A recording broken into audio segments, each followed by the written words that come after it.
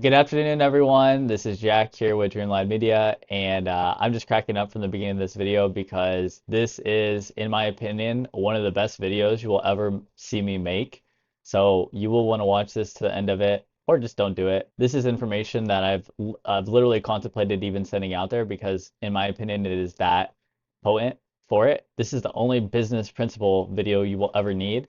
It's gonna get a little wonky. It's gonna get a little weird from the beginning, but what you'll learn into this video here is why the best info is gated. I'm going to unveil the curtain and help you understand why people will do that. I'll also show you how to have unshakable confidence, kind of like Cat Williams with the Club Shay Shay interview, if anybody watched that. Give you a put up or shut up mentality for anybody that you're working with, anybody inside of your life, as well as help you to be able to ride your own wave forever instead of riding the waves of other people. And as well, for anybody that does not make it through this video, may God have mercy on your soul if I ever come into your market. So all I have to say for you. So getting right into it, this is going to be a kind of a funny start here for the video, but essentially I'm going to relate business to the game Beat Saber. If you play the game Beat Saber, feel free, but I hope that anybody in this video can come through with zero intention onto it. Just fully listen to this video and then tell me I'm an idiot into the comments afterwards if you feel that is necessary onto it. But this is a comprehensive video again on the only business principle you will ever need in life. So what is Beat Saber? It's on the Quest 3, the Meta Quest 3, the headset version for the VR that you can wear. And essentially what you do is you just go and you beat blocks, right?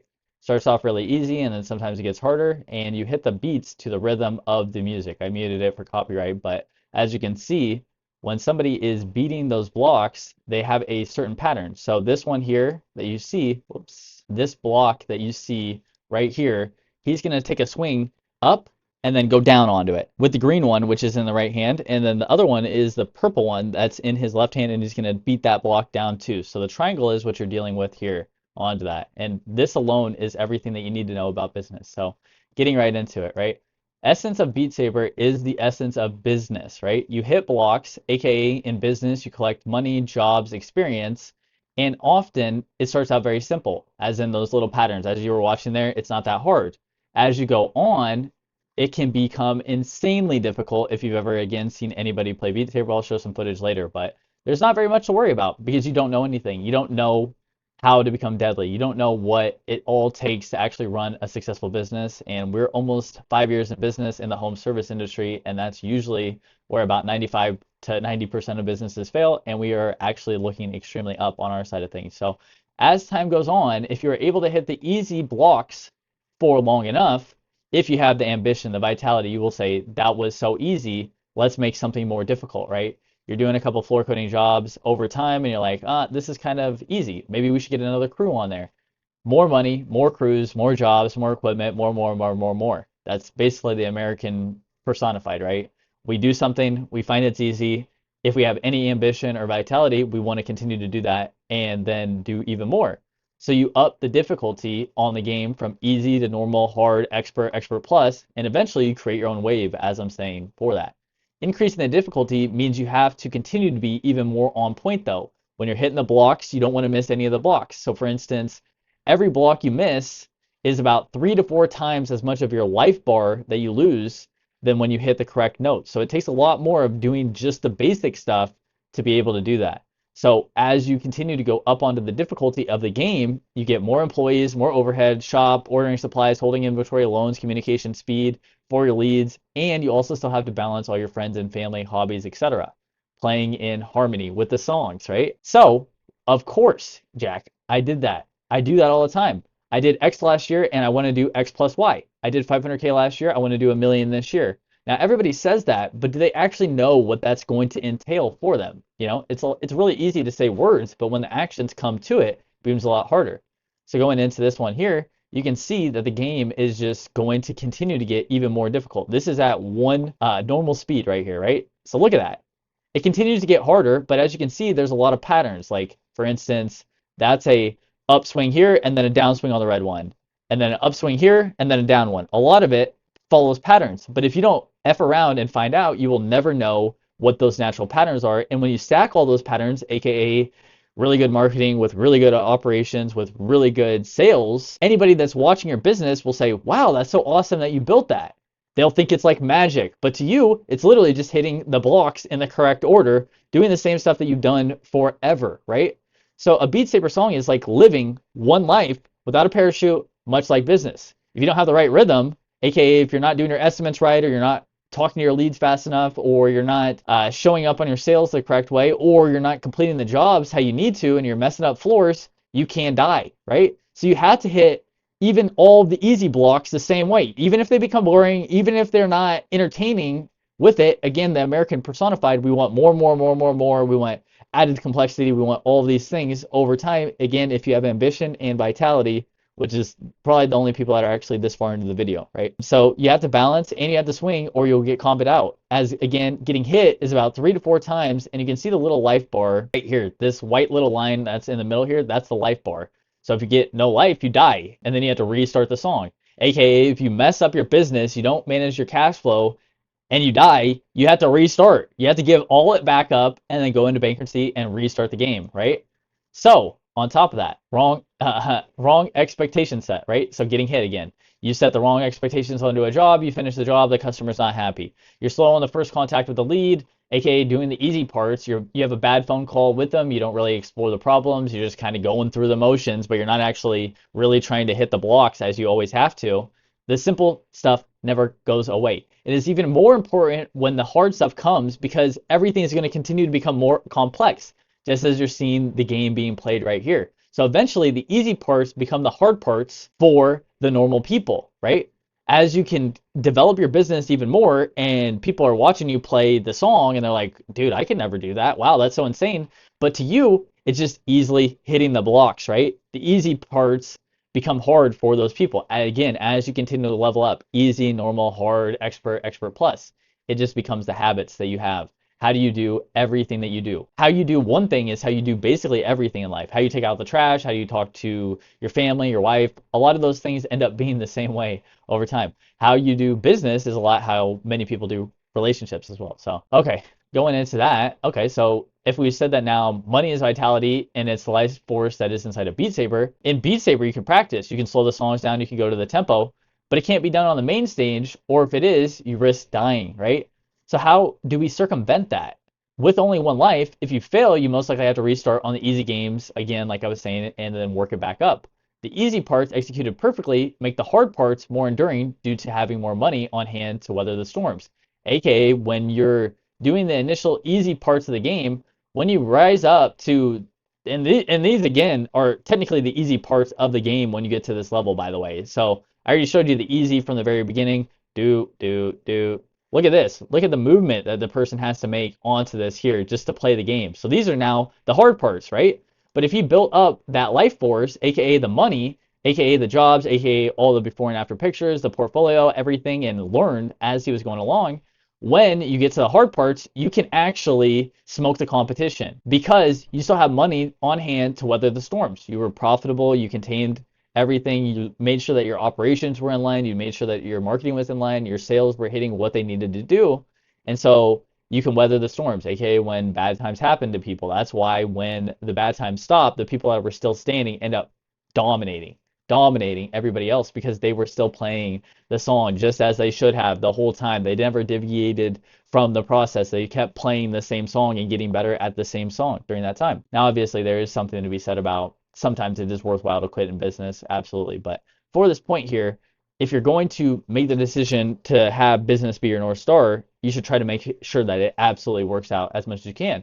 Another point to it is if you can knock out the hard parts, aka recessions, etc., out of the ballpark, you will smoke the competition because you'll have even more money in the hard times that'll build your confidence and give you even more unshakable confidence across time there for you. So there are telltale patterns from effing around and finding out over time, right? Like I was saying, as you can see here in this image, this is a one where you throw the sabers down and then up, right? So this is a down, and then the next one coming is an up, and then it's a down again, as you can see there. But they split them, so the blue one would come first, and then you would down blue, and then you would down red. What does this really mean, though? You can learn these patterns from watching people. You don't always have to be the person in the arena. It does help, though, because you will always get in better feedback from being the person actually seeing the whole entire system yourself. But if you try it in real life, you can push boundaries that you can't in practice. Even billionaires have not noticed these things. And that's really where you start to ride your own wave. If you understand marketing, sales, operations on a completely different level than other people, and if you're really pushing it, you will take it to the next level. You can also die. That's why it's so fun, because there's a lot of risk and reward. Should you buy that new shop? Should you invest in that new equipment to make you faster? Or should you stay with the stuff that you have right now so that you can foresee for the future? But if you don't buy that equipment, maybe you can't get into the jobs that you want to, right? So it's a lot of messing around and finding out. For myself, across this 5 years for business, 10 to 18 hours across 5 years, $20,000 plus spent on courses from pros, studying the grades, 10 to 20,000 hours on YouTube, and being only 27, you would say 20,000 hours on YouTube, that's like 10 literal years of working. But I watch every YouTube video on 2 times to 3 times speed. So I've effed around and found out quite a bit through this, which is where I was able to actually find this video that I could present to you guys that literally took me 5 years to be able to find and actually understand this video, as well as taking the experience from when I was in college doing 10 to 18 hours per day, resident assistant, research lead, 3.89 GPA. So what do we see here is if you F around a lot and you find out a lot, the more you F around, the more you find out that easy graph that everybody knows onto it. So going on to that, okay, let's take it to the nth degree, right? Because like I've been saying, we should take everything basically to the nth degree. So what we're going to see here is the Beat Saber World Cup. This is the United States versus Canada Grand Finals. Now, they are playing on expert plus, plus, plus, plus, plus on everything. But what I really wanted to show you guys is this guy's got a 97.07 score, 97.11, 96.74, 96.06, 96.54, 96.78, 96.51, 96.40. So they're all within 1% of each other at the end of the day. You can take this to sports, you can take this example to anything in the entire world, right? But the person who wins will win by probably less than 0.1%. But they are first place. They get every rich, they get every spoiled, they get everything under the sun. So what does this mean? This means that if you play the game like that, what will happen is when you're number one, it is still going to be so entirely close to you being the winner, but you will be the winner onto it. And then you reap all the rewards of being the actual winner. So what does this mean?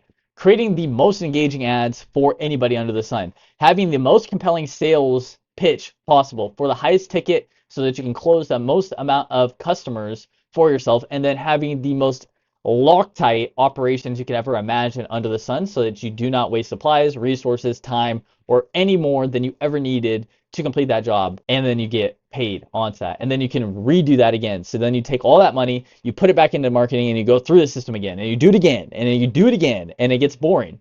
But that's the cutting edge. The people who are literally on the very, very, very, very edge of everything are the ones that always get the rewards for it. So, everybody as well, to take this point to the next degree, everybody is just trying to hit the blocks, right? Almost everybody in business is just trying to hit the blocks. They just want to make payroll for this week. They just want to continue on to the year. They want to grow 10 to 30% on average, right?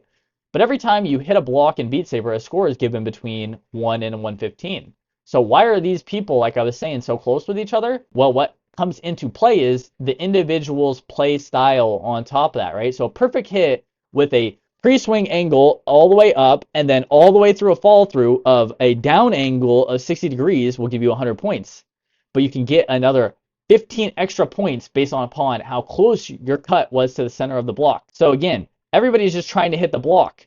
But the real players are trying to hit the exact center of the block at the exact same angle with the right swing on top of that to be able to bring it back to the next hit, going insanely speedy onto it. Because again, they're dealing with multiple crews, they're dealing with multiple salespeople, multiple marketers, they're dealing with product shipping, holding, loans, everything under the sun, family, friends on top of that, every bit of everything. And these people are really taking it to the next level, right? Left hand, right hand for the swings. How well are you swinging? They are using that data to then feed back into the system to take it to the next level. Again, who's doing that? Other than somebody named Tommy Melo, right? So why did all this kind of come together with it, right? What is Tommy Melo doing? Why does this guy have unshakable confidence? Why is this guy who he is? Why is he presenting himself the way he is? And why can he say the things that he does, right? Because he's living on the absolute cutting edge of garage doors. Impeccable marketing. He has ROIs, he has the calculators onto every bit of everything that he's doing so that he can get in front of any and every customer in the most profitable way possible. He has killer salespeople that I'm sure he wouldn't even probably call them really salespeople. It's more about helping people make the correct decision if you watch any of his podcasts, right? Everybody's like, this is sales, sales, sales, and they hate sales. No, we're just literally trying to help people make decisions, right? If you come from that frame, it's more of a helpful one. It's not, I have commission breath on top of that. So that's one way that you can literally hit the blocks in a completely different way and make your game a lot easier onto that. And then as well, Loctite operations across the board. He has the best marketing because he can pay the best marketers. He has the best salespeople. And again, all of the Loctite operations, he's probably getting his supplies for way cheaper than anybody. So his profit margins are even higher. He's already effed around so much that from listening to one of his podcasts, he's focusing on the weather patterns for his sales and tech trips. The last 110 to 115 that he's trying to hit that center of that block. So he has a Loctite system in general. You can't beat it, right? Because he can plug that system into any territory that makes sense with enough customers that are valuable enough to get him where he needs to be for his next locations. Again, how can you compete against that if you're not really pushing the levels, right? While you're still worried about hitting the basic up and down combos, this guy's like, blah, blah, blah, blah, blah. He's playing the game like that, like 400 times your speed, at 400 times your blocks, at 400 times your accuracy on top of that. You're still worried about the basic up and down combos, a reliable lead system, reliable sales system, reliable operations of how you complete it. How do you even talk to your guys on top of that, right? So this guy's really effed around and found out for the longest time, and then partners up with venture capital to take it to the next absolute level. How can you compete against that, right? You can only compete against that, though, by actually the kicker here. Don't focus on, especially in the beginning of business, don't focus on the smallest intricacies when you're starting out. Here's a meme that I just love to show, but it's a MidWhip meme right here, right? Make something people want. Make something people want. The 0 IQ guy and the highest IQ say, make something people want. Let's combine the MBA with 5-year stint in consulting and the whole TED Talk business library. The business idea I'll end up with will be unstoppable. But then they never execute onto it. They never F around and find out. Everyone gets caught in the business cards, the websites, the truck wraps, the website button colors, because you're scared. And it's a lot easier than actually failing by doing all these minuscule, useless things. You have no idea. Honestly, you have no idea, especially when you're starting out in business, how to actually be successful. You have no idea. You don't even know what your customers want. I'm like I tried to really understand what my customers want, but still stuff surprises me today because I'm still effing around and finding out constantly. I'm talking to all my customers. I'm doing everything under the sun to ensure that my new customers know exactly what we're offering with our floor coatings, things that you don't know until you know, because you have to be in the arena testing the things or learn it from other people, right? So you have no idea. Get first success fast. That's all that matters. Get a job under your belt. Take that money, get another job under your belt. Learn how to do a little bit of marketing. Get another job out of your belt. Understand that it's probably not going to be perfect at the very beginning, and it's going to take time to get perfect, but don't F up the song. F up a little of the blocks. Keep the easy parts. Understand and build on to the easy parts, and then get into the hard parts as you go along over time. Focus on the issues as they arise. Don't worry about the business cards, the websites, the truck wraps, the website button colors when you're starting out. Literally just grind some concrete, put some coatings down, put some flakes onto it, put a top coat onto it. Obviously, you look at how-to and things of that nature, and reach out to perhaps people in your neighborhood, because that's how you can F around and find out without having to do it and failing a floor. But focus on the issues again as they arise. Learn from those who have been there, and iterate after you find the block combo. So after you know the up-down pattern on how to market, work on the up-down pattern for sales, work on the up-down pattern for operations, and then try to bring those all together. Ideally, in my opinion, marketing, sales, and then operations in that order. If you have no jobs, it doesn't matter how much equipment you have. It doesn't matter about how good you are at sales if you have no leads coming in. If you then figure out how to do marketing, figure out how to do sales. Again, it sounds kind of backwards, but we are insanely good at operations on top of this. But marketing and sales is the forefront of a business to get jobs so you can stay in business, so that you don't fail the song, so that you can F around and find out even more. And then the operations, the actual completing of the job, is not at all the most important in the very beginning. But so many people put emphasis onto the operations before they have any reliable marketing and sales team to be able to get themselves even more jobs, to actually have the operations matter whatsoever. But the funny part about it at the end of the day is, once you have the sales and the marketing, or you have the marketing and the sales locked in, the operations then become your marketing and sales if you become that good. So then it's just a full circle over and over again, and then you lower your cost per acquisition on your marketing, and your sales become a lot easier because you have so much more reviews, and then your jobs become easier because your people are so talented, and then you can bulk order things so that you have lower operating costs. And as you can see, that's the kicker. Don't focus on the weather when you're starting out. Don't focus on the website button colors, all this other things, because it makes you feel like you're accomplishing something when you're not. You must do the crazy things first. You must get more jobs. You must complete more jobs. You must learn how to take pictures before and afters, take videos. You must do all these things so that you can keep this system going. Marketing, sales, operation, right? So all at once. F around and find out as much as you can without risking it all. Run tiny experiments, tests, videos, more starting, less later. You know what I mean? More starting onto the experiments, testing, videos as you're starting because you literally have no idea. You don't know what creates success. You have to find out what creates success. FAFO. Focus on the needle movers. High leverage leads. 115 block hitting marketing. Try to get that. Because if you can do that and you can make like an ad that you can keep forever, or as well, we make ads too, you can get those and then you don't have to worry about it as much. Obviously, you want to still keep your eye onto it, manage your cost per lead, see how it's all coming together with it.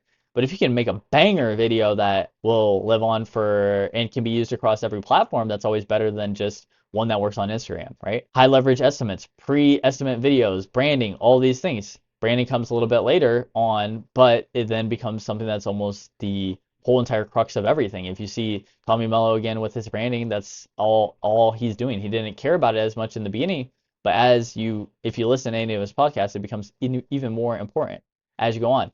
How are you texting your leads beforehand? Are you putting them into a CRM so they get automation so that they know that when you're coming for your estimate, you're going to be there? Do you text them? Do you call them? One thing that Tommy does as well too. This isn't a Tommy video, by the way, but just for the example, because a lot of people know who he is. Are you calling your estimates beforehand saying, hey, we're on the way. I just stopped at the Starbucks. Just wanted to know if you want any coffee. Or, hey, I'm at the gas station. Just want to know if you needed anything. Oftentimes, again, they'll say no, but that's some reciprocity that you're building with your people. And then they're more excited when you actually get there. Are you having high leverage operations, order bulking, saving trips to the store, gas trips, SOPs for your people so you don't have to continue to be there every day, making sure that they know what they're doing.